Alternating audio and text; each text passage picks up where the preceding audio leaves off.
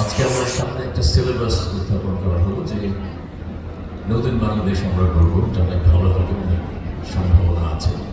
এত বড় একটা গণঅভ্যুত্থান হওয়ার পরেও যদি আমরা ঠিক একইভাবে কাজ করে থাকি যেভাবে সবসময় করে থাকতাম, তাহলে এটা ঠিক হবে। ঠিক 1 বছর আগে জুলাই মাসে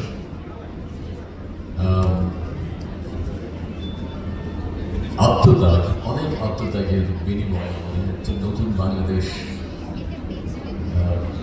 পাওয়ার সুযোগ করে দিয়েছেন। তাদের মধ্যে বেশ কয়েকজন এখানে আছেন। আর সেই নতুন বাংলাদেশটা ভালো কিছু হতে পারে এরকম একটা সম্ভাবনা করে দিয়েছে। সেই সম্ভাবনাটাকে বাস্তবায়ন করতে হবে আমাদেরকে। আর আমি যখন যে কোনো একটা বার্ষিকী উদযাপন করার কথা শুনি, তখন আমি এই প্রশ্ন নিজেকে করি যে আসলে যদি আমরা শহীদদের, আহতদের স্মরণ করতে চাই, সম্মান করতে চাই, সেটা কিভাবে করলে ভালো হবে?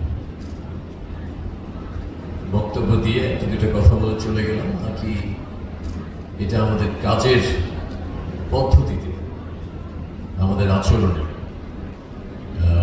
সেবা দেওয়ার প্রবণতা বৃদ্ধি করে সরকারের পক্ষ থেকে বিশেষ করে এইভাবে যদি আমরা স্মরণ করতে পারি, শ্রদ্ধা করতে পারি, তাহলে হয়তো আরেকটু ভালো হয়। তো সেদিক থেকে আমার কাছে যে কোনো একটা বার্ষিকী এটা একটা পরীক্ষার রেজাল্টের মতো। মোনালিসা হেভি ফ্লো 15 পিস প্যাকেটের সাথে 8 পিসের একটি প্যাকেট একদম ফ্রি। আজকে আমাদের সামনে একটা সিলেবাস উত্থাপন করা হলো যে নতুন বাংলাদেশ আমরা করবো, এটা অনেক ভালো হবে, অনেক সম্ভাবনা আছে। কিন্তু এটা আসলে কি আমরা বাস্তবায়ন করতে পারছি কি পারছি না? কি কাজ করবো যেটা একটু ভিন্ন হবে, আগের থেকে অন্যরকম হবে?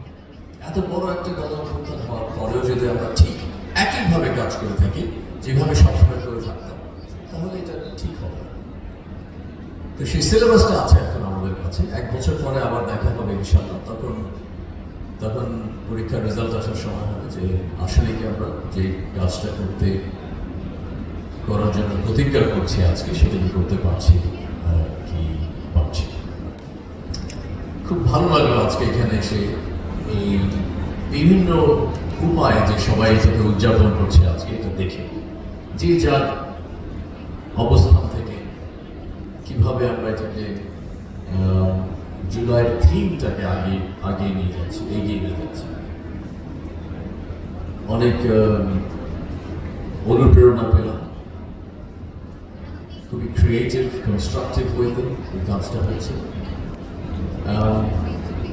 কর্মস্থান, অর্থনীতি, এর উপর জোর দেওয়া হচ্ছে। বাণিজ্য, বিনিয়োগ, ব্যবসা। আমাদের চিফ অ্যাডভাইজার স্যার যে সোশ্যাল বিজনেসের কথা বলো, এটার মূল শব্দটা হলো business, the power of business. সেই অর্থনৈতিক ক্ষেত্রে আমরা নিজেদের জায়গা থেকে কি করতে পারি আরেকটু ভালো, আরেকটু বেটার। এটা আমার জন্য ব্যক্তিগত, এটা আমার লক্ষ্য।